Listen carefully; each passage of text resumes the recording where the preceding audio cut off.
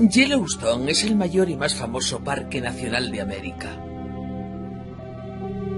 Cada año, unos 3 millones de turistas visitan su exuberante naturaleza. Pero bajo sus manantiales termales de agua caliente y frondosos bosques, se oculta un monstruo que la gente desconoce.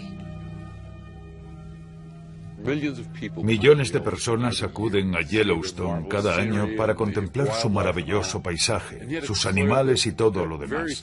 Sin embargo, muy pocos comprenden que aquí se hallan sobre un gigante dormido. Si este gigante llegara a despertar, los Estados Unidos quedarían devastados y el mundo se sumiría en una catástrofe que llevaría a la humanidad al borde de la extinción. Supondría un desastre a una escala que ni alcanzamos a imaginar. Sería una catástrofe absoluta para Norteamérica, y lo malo es que sabemos muy poco sobre estos fenómenos.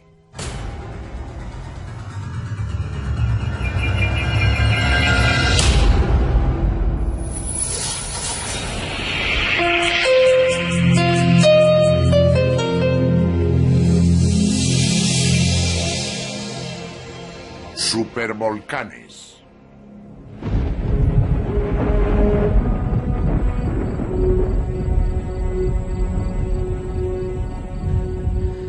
En 1971 llovió de forma torrencial en gran parte del este de Nebraska.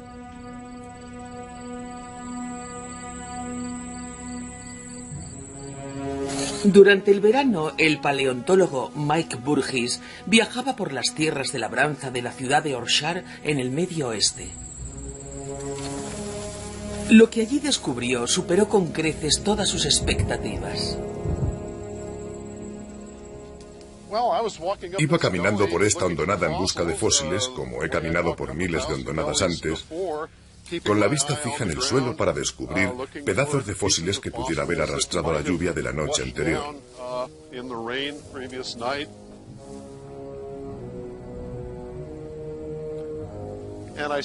Cuando trepé hasta la parte superior, vi algo que me dejó atónito por completo, algo que ningún paleontólogo había visto jamás. Era la visión de un repentino desastre prehistórico. Las excavaciones de Burgess sacaron a la luz los huesos de 200 rinocerontes fosilizados, junto con los esqueletos prehistóricos de camellos, lagartos, caballos y tortugas. Su examen determinó que todos habían muerto de forma brusca hace 10 millones de años. De pronto, caí en la cuenta de que aquel era el escenario de una catástrofe masiva de un tipo que nunca había encontrado antes.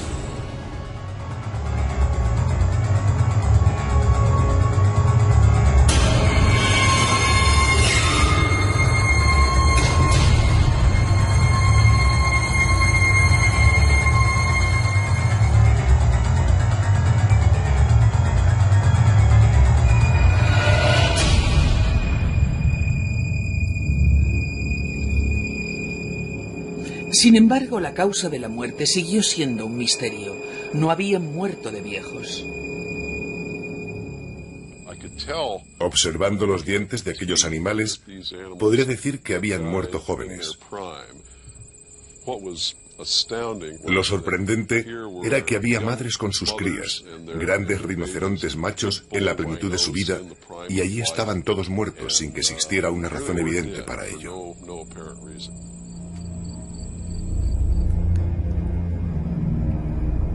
La muerte había sorprendido de repente a los animales de Orchard.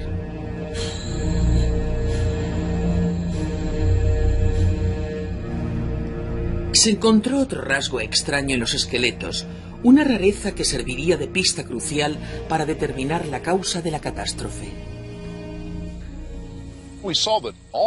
Observamos que todos estos esqueletos estaban cubiertos por una capa muy peculiar. Un material blando que al principio tomé por un depósito mineral.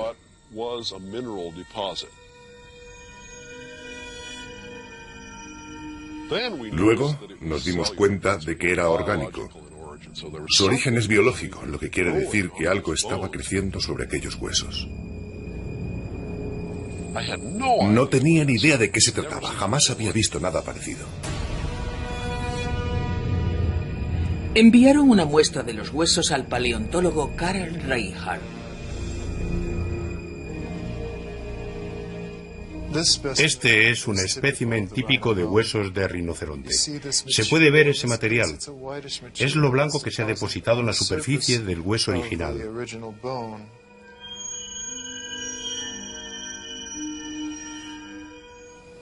Esto me resultaba extraño, pero cuando me remonté a otras de mis experiencias, me di cuenta de que se parecía a algo conocido por los veterinarios, una dolencia llamada enfermedad de Marie. La enfermedad de Marie es síntoma de una mortal enfermedad pulmonar. Todos los animales de Yorkshire parecían estar infectados. Una de las pistas fue que lo padecían todos los animales. Fue muy importante comprender que para que todos los animales mostraran esa enfermedad, debía de haberse tratado de un problema universal. Los científicos descubrieron que el problema eran las cenizas. Hacía 10 millones de años que murieron asfixiados por las cenizas. Pudo ser como una neumonía, cuando los pulmones se llenan de fluidos, solo que esta vez el fluido debía ser sangre. La ceniza es muy cortante. Habría esquirlas microscópicas de ceniza atacando el tejido pulmonar y provocarían una hemorragia. Imagino a esos animales tambaleándose entre las densas cenizas, escupiendo sangre por la boca hasta que poco a poco iban muriendo de la forma más terrible.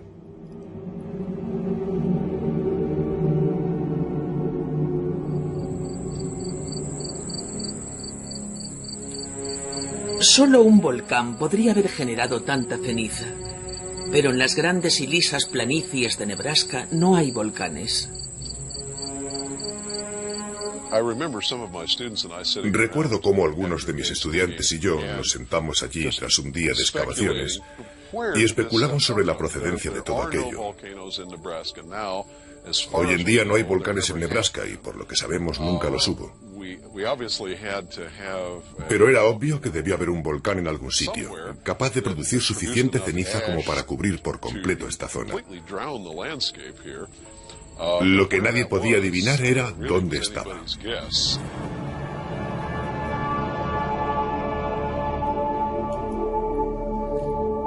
Un geólogo de Idaho descubrió que se había producido una erupción volcánica que coincidía con el desastre de Yorkshire 10 millones de años atrás, pero su origen estaba al otro extremo de Norteamérica.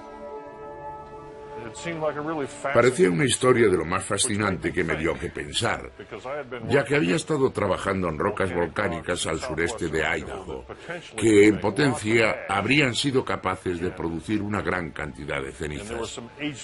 Algunas fechas se remontan a unos 10 millones de años, así que empecé a preguntarme, ¿es posible que lo de Nebraska lo causara alguna de esas grandes erupciones que ocurrieron al sureste de Idaho?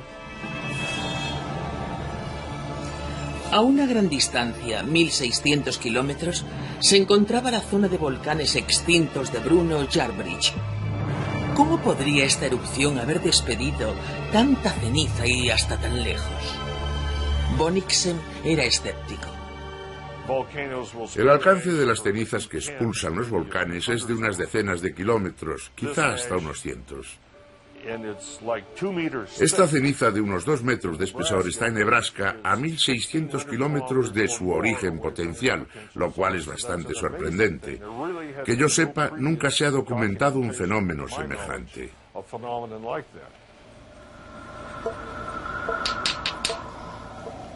A pesar de sus dudas, Bonnicksen decidió comparar la composición química de las cenizas de ambos lugares. Analizó muestras tanto de Bruno Yarbridge como de Yorkshire y trazó su composición mineral en un gráfico en busca de similitudes. Si tienes un grupo de rocas muy parecidas a otras, deben pertenecer a un lugar que no esté muy distante. Realizamos el análisis de las muestras de Yorkshire y pensé que podría intentarlo de nuevo para ver qué parecido tenían entre ellas.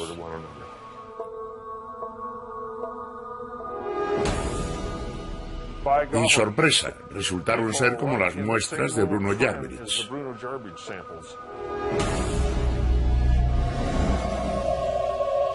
La corazonada de Bonniksen resultó ser correcta. Bruno Yarbridge era culpable de la catástrofe de Orshar.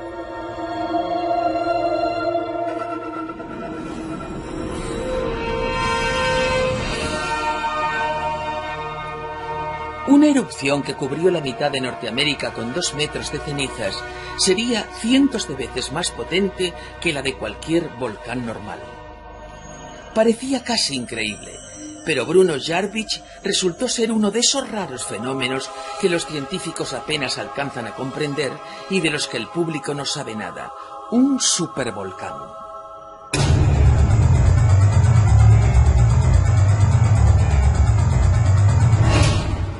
Los supervolcanes son erupciones y explosiones de proporciones catastróficas.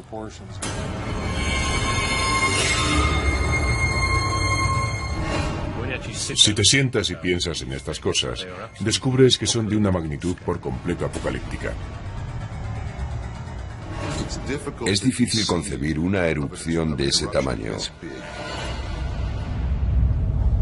Aunque los científicos jamás han presenciado una erupción supervolcánica, pueden calcular su grado de devastación. Con frecuencia se denomina VEI8 a las supererupciones. Significa que se sitúan en el punto 8 de lo que se conoce como índice de explosividad volcánica. Va de 0 a 8. Mide la violencia de una erupción volcánica y cada punto representa una erupción 10 veces más poderosa que la anterior. Si tomamos como ejemplo el monte Santa Elena, un VEI5, podemos representar la erupción con un cubo de este tamaño. Esto representa la cantidad de material expulsado durante esa erupción. Si subimos un punto hasta el VEI6, como del tamaño de la de Santorini, podemos representar la cantidad de material expulsado en Santorini con un cubo de este tamaño. Pero si pensamos en las erupciones VEI8, tenemos entre manos algo de un tamaño muy distinto, una explosión colosal. Se pueden representar algunas de las mayores erupciones VEI8 con un cubo de este tamaño. Es enorme. Los volcanes normales están compuestos por una columna de magma, roca fundida, que emerge desde las profundidades de la Tierra, haciendo erupción en la superficie y solidificándose en capas a los lados. Esto forma las familiares cimas redondeadas o montañas con forma cónica. La mayoría de la gente piensa que un volcán es un bonito cono simétrico. Se forma cuando el magma sube hasta la superficie y es expulsado en erupciones explosivas o como lava. La ceniza y varias capas de lava se van acumulando hasta que al final queda la clásica forma de cono. Los vulcanólogos saben que este lento flujo líquido de magma contiene una enorme cantidad de gases volcánicos, como dióxido de carbono y dióxido de sulfuro. Como el magma es tan líquido, estos gases burbujean hasta la superficie y escapan con facilidad.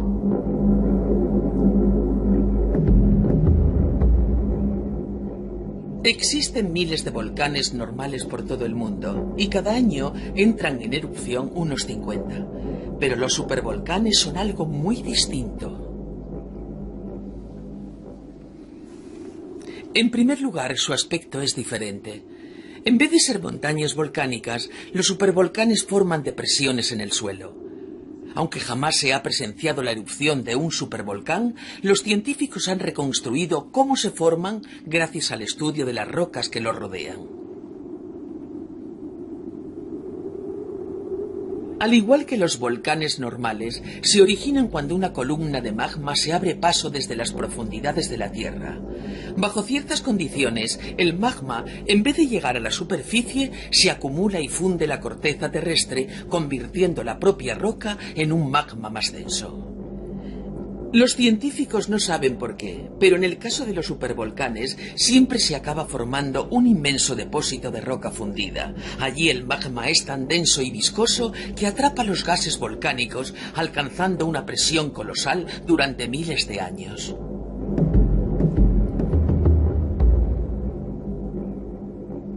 Cuando la cámara de magma por fin entra en erupción, la explosión es cientos de veces más fuerte que el vaciado normal de un depósito subterráneo. Todo esto provoca que el techo de la cámara se derrumbe, formando un enorme cráter. Todas las erupciones de supervolcanes provocan estos cráteres hundidos.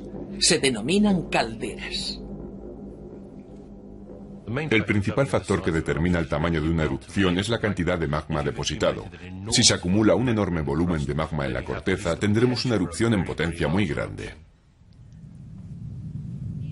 Hay muy pocos lugares que reúnan las condiciones geológicas exactas para crear una enorme cámara de magma, por lo que solo existe un puñado de supervolcanes en todo el mundo.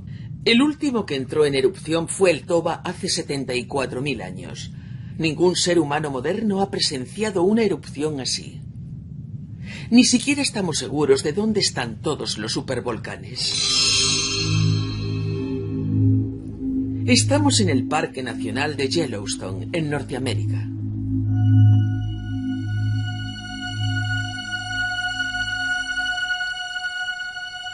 Desde siempre la gente comienza a explorar Yellowstone por la zona conocida como hidrotermal.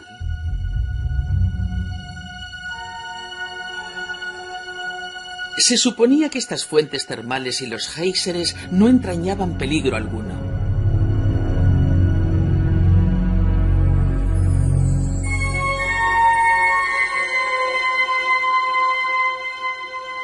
Pero todo eso tendrá que cambiar.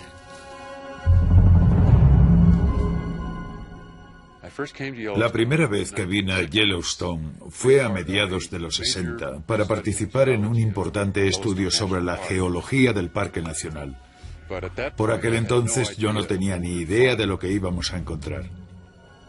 Cuando el geólogo Bob Christiansen comenzó a examinar por primera vez las rocas de Yellowstone, apreció que muchas de ellas estaban formadas por ceniza compactada. Sin embargo, no encontró ningún volcán exterior ni cráter o caldera. No había ninguna depresión reveladora. Nos dimos cuenta de que Yellowstone había sido un antiguo sistema volcánico. Sospechábamos que hubo una caldera volcánica, pero no sabíamos dónde ni qué dimensiones exactas tendría. Mientras inspeccionaban todo el parque en busca de la caldera volcánica, Christiansen comenzó a preguntarse si no estarían en un error. Entonces tuvo un golpe de suerte. La NASA decidió examinar Yellowstone desde el aire. La agencia espacial había diseñado un equipo de fotografía infrarroja para la Luna y quería probarlo en la Tierra.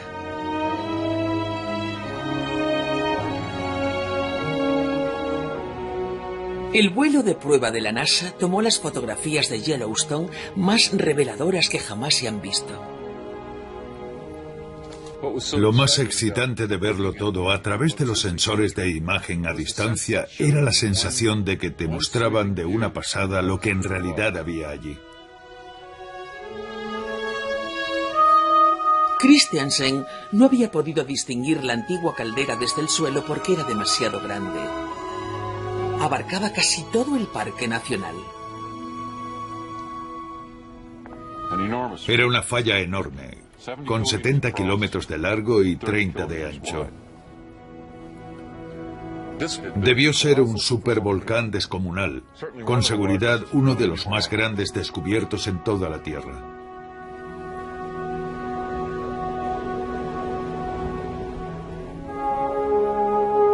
Bob Christiansen estaba decidido a descubrir cuándo había entrado en erupción Yellowstone. Empezó por examinar las capas de cenizas solidificadas con un grosor de docenas de metros despedidas durante la erupción.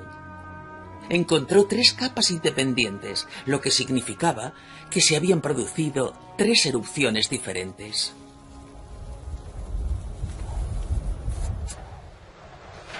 Cuando Christiansen y su equipo fecharon las cenizas de Yellowstone, se encontraron con algo inesperado. La caldera más antigua se había formado gracias a una tremenda erupción hace 2 millones de años.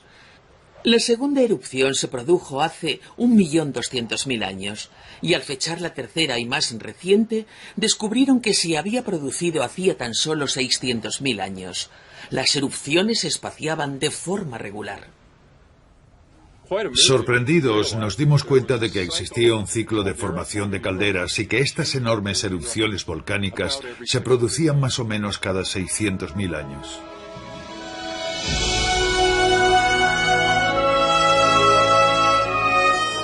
Yellowstone tenía un ciclo de erupciones de 600.000 años y la última se había producido justo hacía 600.000. Sin embargo, no había indicios de actividad volcánica en la actualidad. El volcán parecía extinto. Pero esta reconfortante certeza iba a cambiar.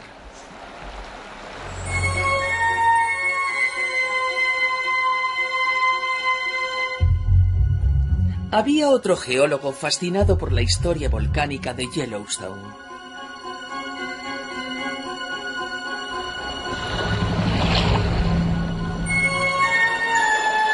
Al igual que Christiansen, el profesor Bode Smith había pasado gran parte de su vida estudiando el parque. En 1973 realizaba un trabajo de campo en un extremo del lago Yellowstone. Estaba trabajando en la parte sur del lago, en un lugar llamado Isla Peal. Me encontraba en la isla un día y reparé en un par de cosas poco usuales. El embarcadero que solíamos utilizar parecía haberse sumergido. Esa tarde, mientras observaba la extensión sur del lago, pude ver que el agua estaba inundando los árboles. Me fijé en esos árboles y vi que el agua había subido un poco de nivel, con una altura de quizás unos 30 centímetros. Me pareció muy extraño, porque en ningún otro sitio había cambiado el nivel del lago. ¿Qué significaba? No lo sabíamos. Smith encargó un reconocimiento para intentar descubrir qué estaba ocurriendo en Yellowstone. Ya se había estudiado el parque con anterioridad durante los años 20, cuando se midió su elevación por encima del nivel del mar en varios puntos de Yellowstone. 50 años más tarde, Smith estudió los mismos puntos. La idea era medir sus elevaciones para comparar las de mediados de los 70 con las obtenidas en 1923. Lo que hicimos fue tomar de nuevo las medidas con un nivel de precisión de unos milímetros.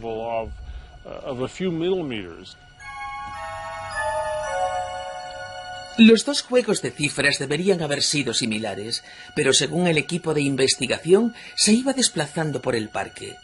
Notaron algo inesperado. El suelo parecía estar elevándose.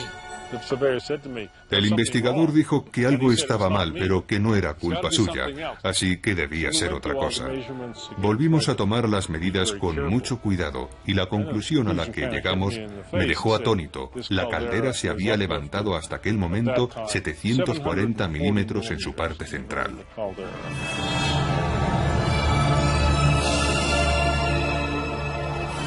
Mientras seguían midiendo, empezó a surgir una explicación para los árboles sumergidos.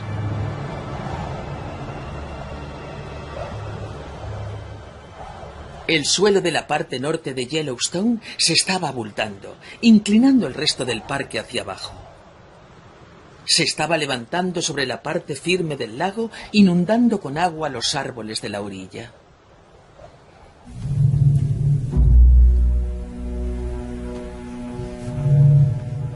El vulcanólogo comprendió que solo una cosa podría hacer que la Tierra se elevara de esa forma: una gigantesca cámara de magma vivo.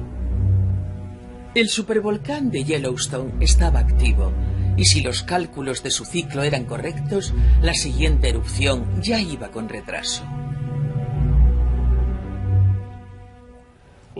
Esto nos produjo un auténtico escalofrío, ya que nos encontrábamos en ese ciclo de 600.000 años, y la última erupción se había producido justo hacia ese tiempo. Quería decírselo a la gente, es decir, teníamos entre las manos una bomba.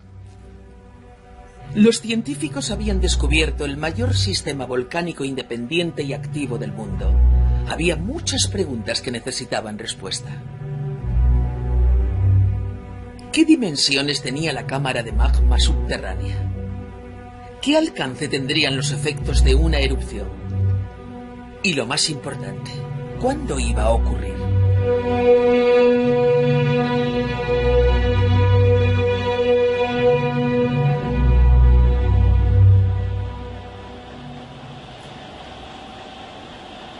Para dar respuesta a todas estas cuestiones, los vulcanólogos sabían que primero tenían que comprender la misteriosa cámara de magma de Yellowstone.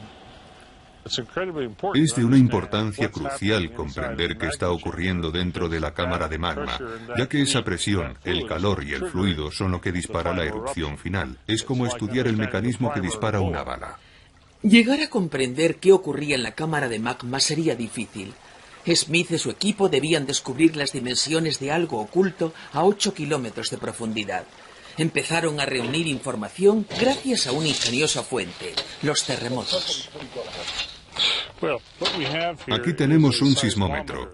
Es el extremo funcional de un sismógrafo, el dispositivo que se utiliza para registrar terremotos. Es muy sensible, capaz de registrar los terremotos más pequeños de Yellowstone, además de captar otros de moderados a grandes en todo el mundo. Es parte del sistema de 22 estaciones sismográficas de control repartidas por Yellowstone. Todos los datos se envían a las instalaciones centrales de la Universidad de Utah. Al igual que muchas otras áreas termales, Yellowstone experimenta cientos de pequeños temblores cada año. Son inofensivos, pero Smith ha utilizado su laboratorio sismográfico para trazar las dimensiones de la cámara de magma. Los terremotos son esenciales para indicarnos el pulso. Nos dicen el ritmo real al que se va deformando la caldera y cómo se van fracturando las fallas.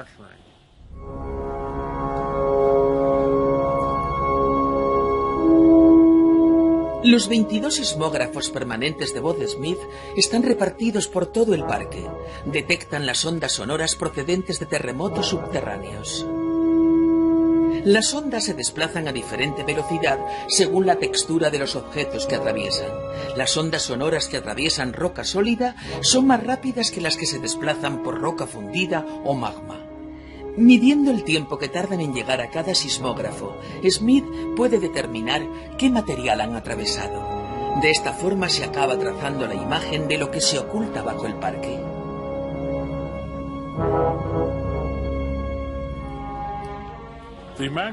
La cámara de magma que encontramos se extiende por debajo de casi toda la caldera.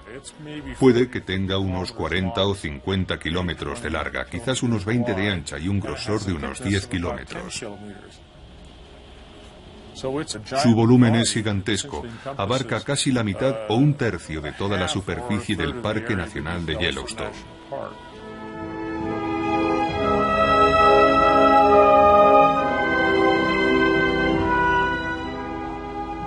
La cámara de magma era enorme. Si entrara en erupción sería devastadora. Para descubrir hasta qué punto llegaría la destrucción, los científicos tenían que conocer la fuerza de la erupción. Las pistas las hallarían en un volcán mucho más pequeño situado al otro extremo del mundo.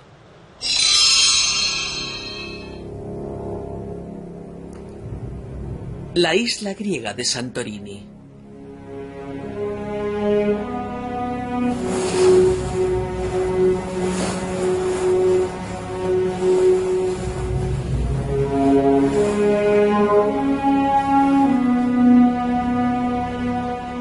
La erupción se produjo hace 3.500 años, y aunque no alcanzó la escala VEI8, sí poseía una pequeña cámara de magma.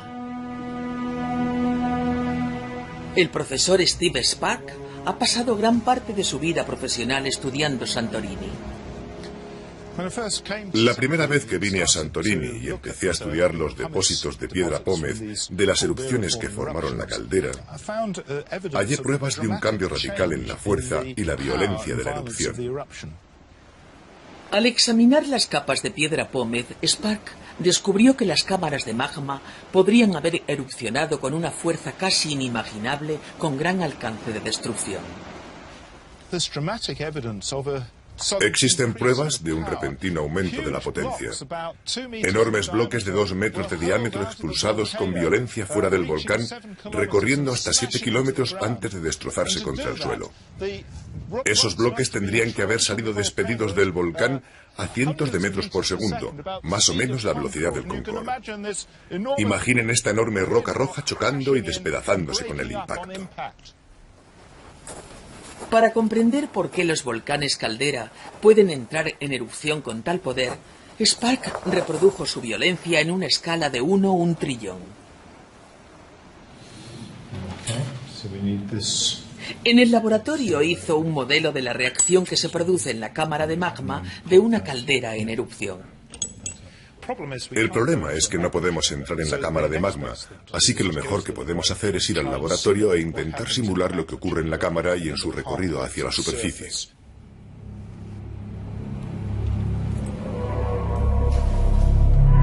Sparks pensaba que al escapar, el gas volcánico atrapado en la cámara podría ser el responsable de la violencia de las erupciones.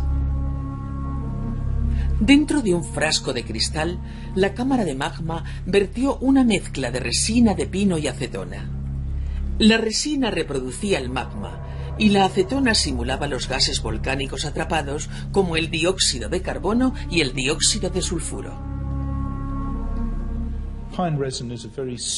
La resina de pino es un material muy denso y pegajoso, por lo que tiene algunas de las propiedades del magma.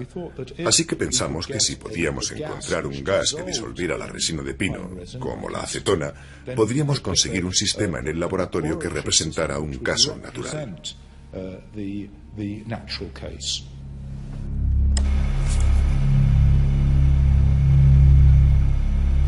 Sparks creó luego el vacío dentro del frasco para simular la despresurización que se produce en la cámara de magma.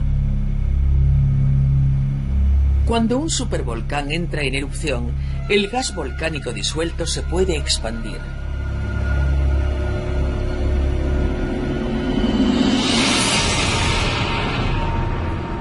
Cuando el vacío llegó hasta el líquido, se produjo un cambio drástico. La acetona disuelta se convirtió de repente en gas.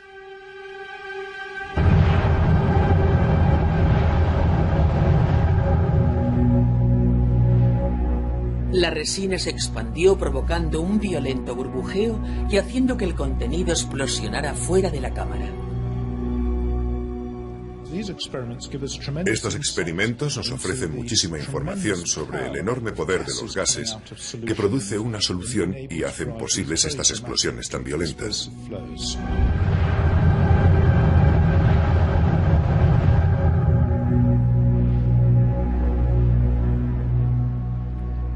A diferencia de los supervolcanes, los volcanes normales no poseen este gran depósito de magma, y los gases volcánicos atrapados no tienen la potencia necesaria para provocar erupciones tan fuertes.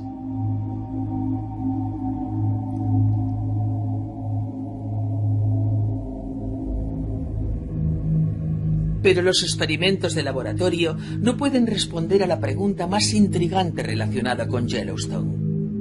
¿Cuándo se producirá la próxima erupción? Los científicos se enfrentan a un problema. Jamás han visto un supervolcán en erupción. Hasta que se observe y analice una erupción VEI-8, nadie sabrá qué determinados precursores podrían encontrarse en la erupción de Yellowstone. Podemos hacer modelos de volcanes y de su actividad en un ordenador del laboratorio, pero necesitamos datos derivados de la observación para que sean más realistas. Nunca se han estudiado científicamente ni documentado los precursores de las erupciones volcánicas gigantes, por lo que no sabemos qué debemos buscar. Es evidente que nadie desea ver un desastre mundial, pero la cuestión es que nunca comprenderemos bien los procesos que participan en las erupciones de los supervolcanes hasta que se produzca una de ellas. Una siniestra realidad se oculta tras todos los esfuerzos de la humanidad por comprender los enormes mecanismos que activan las erupciones VEI-8. A la larga, intentar descubrir cómo funcionan los supervolcanes resultará inútil. Solo hay que pensar en la última.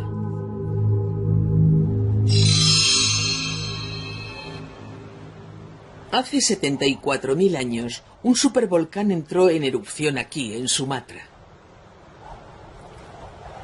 Debió producir el estruendo más ensordecedor que jamás haya escuchado el ser humano. Debió despedir grandes nubes de ceniza que se extendieron por todo el mundo. La caldera resultante formó el lago Toba, de 100 kilómetros de largo y 60 de ancho. Fue, en otras palabras, colosal.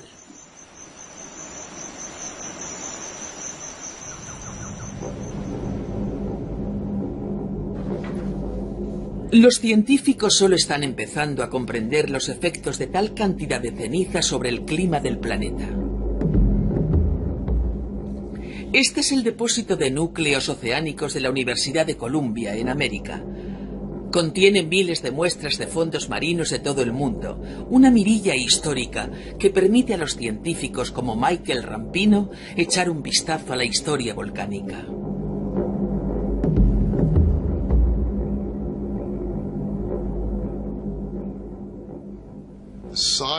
La erupción del Toba fue enorme. Estamos hablando de unos 3.000 kilómetros cúbicos de material expulsados por el volcán.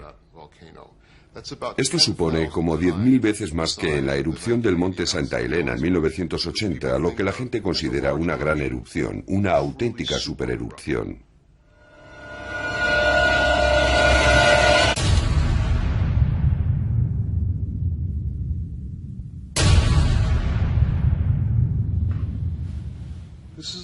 Esta es la perforación de un núcleo oceánico procedente de la parte central del Océano Índico.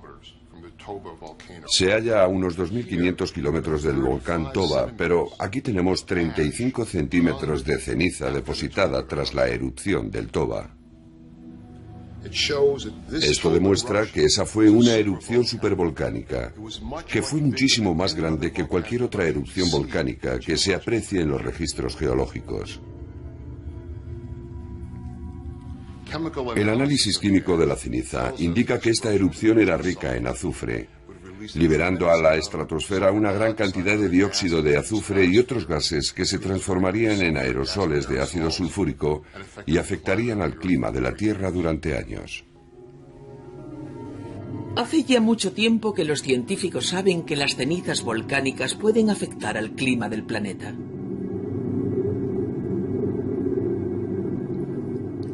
La fina ceniza y el dióxido sulfúrico, lanzados a la estratosfera, reflejan la radiación solar otra vez al espacio e impiden que la luz del Sol llegue a la Tierra. Esto tiene un efecto de enfriamiento sobre el planeta.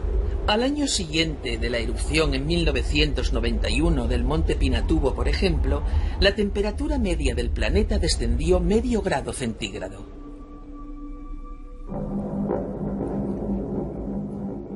Comparando la cantidad de ceniza proyectada por los volcanes del pasado y su efecto sobre la temperatura de la Tierra, Rampino pudo estimar la repercusión de la erupción del Toba sobre el clima del planeta hace 74.000 años. Estoy trazando un sencillo gráfico en el que a un lado está el azufre liberado en millones de toneladas por las erupciones volcánicas y en el otro está el enfriamiento en grados centígrados que observamos tras estas erupciones. Señalo como puntos las erupciones históricas como la del monte Santa Elena, el Krakatoa, Pinatubo y Tambora. Existe una clara relación entre el azufre liberado a la atmósfera y el enfriamiento. Basándose en esta relación entre el azufre liberado por los grandes volcanes y el enfriamiento global, Rampino puede calcular la bajada de la temperatura provocada por la erupción del Toba. Podemos ver que este tipo de gráfico predice que la erupción del Toba fue tan grande que el cambio de temperatura posterior pudo haber sido una bajada de unos 5 grados centígrados. Algo muy importante. Un enfriamiento del planeta muy acusado. Una bajada media de 5 grados centígrados en la temperatura global habría sido devastadora, provocando que el verano en Europa se congelara e induciendo el invierno volcánico.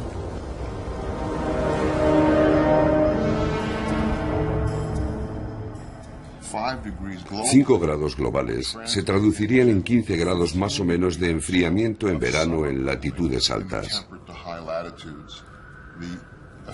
Los efectos sobre la agricultura, sobre el crecimiento de las plantas y la vida en los océanos serían catastróficos. Esta catástrofe mundial debió continuar durante años, afectando de forma importante a la vida en la Tierra. Pero, ¿qué repercusión tuvo sobre los seres humanos?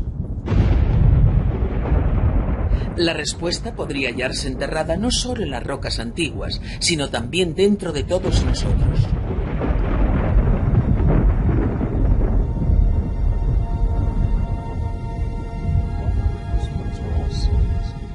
Lynn Jorde y Henry Happerdin son científicos especializados en genética humana. Desde comienzos de los años 90 han estudiado el ADN mitocondrial utilizando esta información para investigar el pasado de la humanidad. La mayor parte de nuestra información genética se almacena en el núcleo de nuestras células, pero existe una pequeña cantidad separada en otro elemento, la parte que produce la energía de las células, la mitocondria.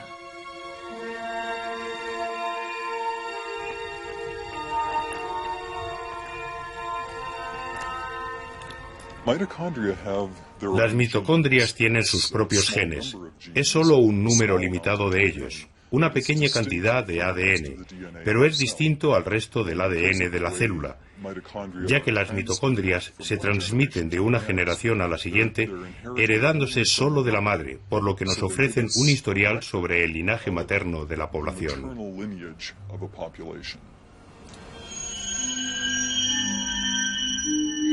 Solo se hereda el ADN mitocondrial de la madre.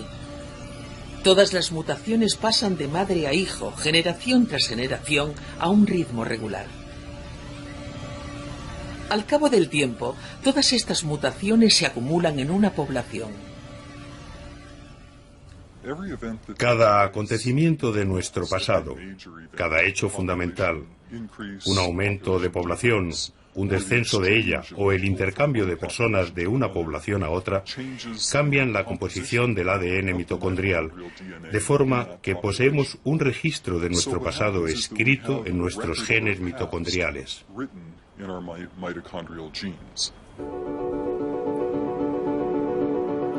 Conociendo el patrón de mutación del ADN mitocondrial y mediante un complejo análisis de la distribución de estas mutaciones, los genetistas pueden estimar el tamaño de la población en el pasado. Hace varios años empezaron a observar un patrón extraño en sus resultados.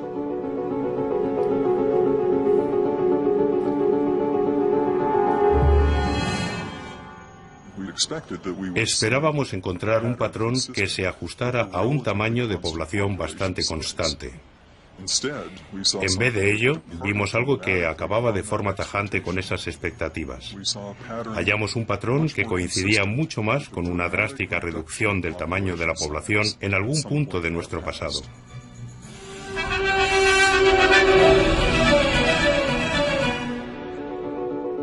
Esto confirmó lo que otros genetistas habían apreciado. Dado el tiempo que los seres humanos llevan existiendo, debería existir una amplia gama de variación genética, pero el ADN de las personas de todo el mundo es en extremo parecido.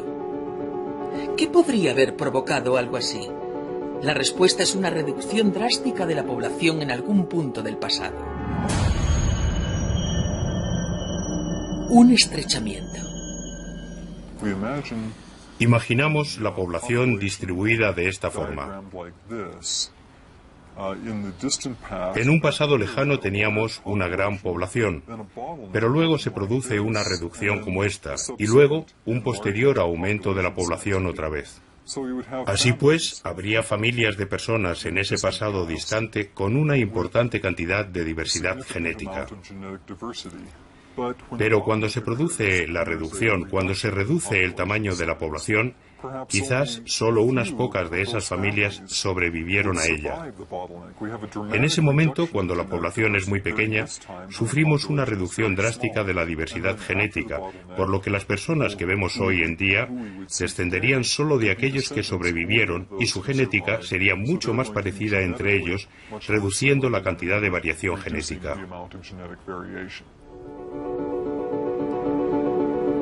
El ADN humano es tan parecido que los científicos concluyeron que la reducción de la población había sido catastrófica. Parecía increíble pensar en todos nosotros, que ahora somos 6.000 millones de personas en la Tierra. Y lo que esos datos nos indicaban era que nosotros, toda nuestra especie, se había reducido a tan solo unos pocos miles. Lo vimos de repente. Teníamos algo que decir sobre la historia de la humanidad.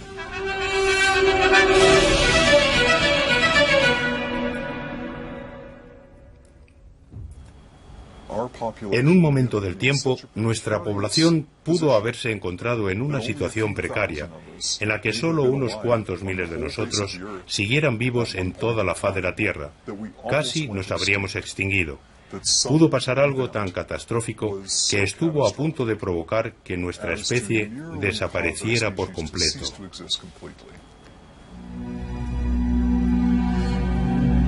Es una revelación asombrosa, pero la clave era descubrir cuándo había ocurrido. Como el ADN mitocondrial muta según un patrón regular, los científicos pensaron que podían precisar la fecha de la reducción. Las mutaciones de las mitocondrias tienen lugar con regularidad temporal, por lo que el número de mutaciones nos ofrece un marco temporal que podemos usar para aproximar la fecha del acontecimiento. En el caso de la reducción de población, pensamos que podría haberse producido entre 70 y 80.000 años atrás, con un margen de error de algunos miles de años. Así pues, la verdadera cuestión es ¿qué podría haber causado semejante reducción? Una tan extrema que provocara que la población humana descendiera hasta 5 o 10.000 sujetos.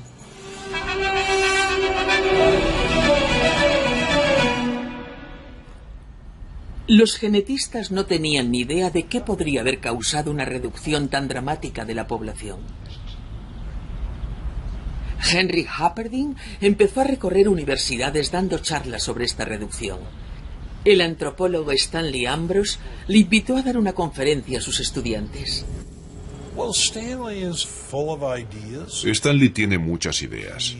Es el tipo de científico que va cogiendo cosas de aquí y de allá y luego las coloca todas juntas.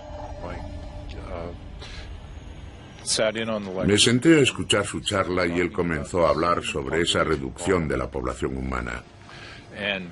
Me pregunté qué podía haberla causado y en ese momento me puse a sudar.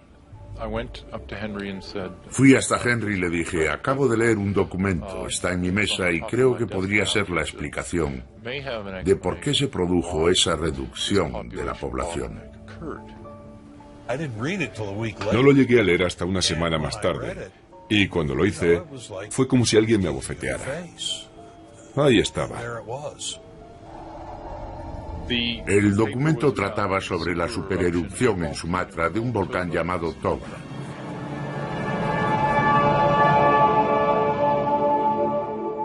Este equipo de científicos piensa que la reducción se produjo entre 70 y 80.000 años atrás, aunque todavía es una cifra muy polémica. El Toba erupcionó a mitad de ese periodo, hace 74.000 años. Si es cierto que existe una conexión, este estudio tiene terribles implicaciones sobre una futura erupción en Yellowstone. Podría ser de un tamaño y violencia similares al del Toba. Al igual que este volcán, tendría un efecto devastador, no solo en la región circundante Norteamérica, sino en todo el mundo.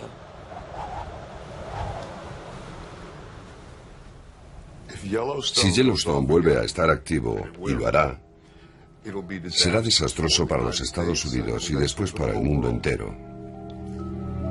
Los vulcanólogos creen que todo comenzará cuando la cámara de magma empiece a ser inestable. Habrá terremotos más grandes, y partes de Yellowstone se levantarán cuando el magma se mueva y se acerque más a la superficie. Puede que un terremoto provoque la ruptura de una capa quebradiza y será como romper la tapa de una olla a presión. Esto generará capas de lava que podrían subir hasta 30, 40 o 50 kilómetros, lanzando a la atmósfera una cantidad insólita de escoria. Este lugar podría desaparecer. Nos incineraríamos de forma instantánea. Un flujo piroclástico cubrirá toda la región, matando quizás a decenas de miles de personas en todos los alrededores.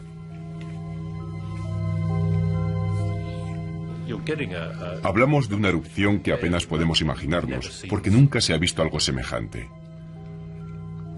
No se podría hacer nada a 1000 kilómetros a la redonda mientras ocurre algo como esto. Las cenizas lanzadas a la atmósfera y depositadas en grandes extensiones de los Estados Unidos, sobre todo en las grandes llanuras, tendrían efectos devastadores. La zona más afectada sería el centro agrícola de Norteamérica, que produce una ingente cantidad de grano a escala mundial. El verdadero problema es que no se vería nada. Los cultivos se desvanecerían de la noche a la mañana.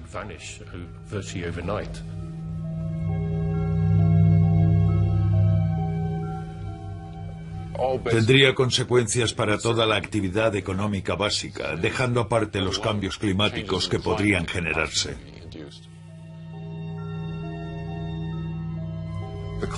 Los efectos climáticos en el planeta derivados de esa erupción se deberían a la nube de materiales que subirían a la atmósfera. Se extendería por todo el mundo y tendría un efecto de enfriamiento que es probable que acabara de un plumazo con todas las cosechas del mundo. Lo cierto es que no se puede exagerar el efecto de estas grandes erupciones. En cierto sentido, la civilización comenzaría a desgarrarse. Que a lo largo de la historia no se haya visto ni documentado algo así, significa que la raza humana no está familiarizada con estas cosas porque son hechos muy raros. La cuestión no es si se activará o no. La verdadera cuestión es cuándo, ya que antes o después se producirá una de estas grandes supererupciones.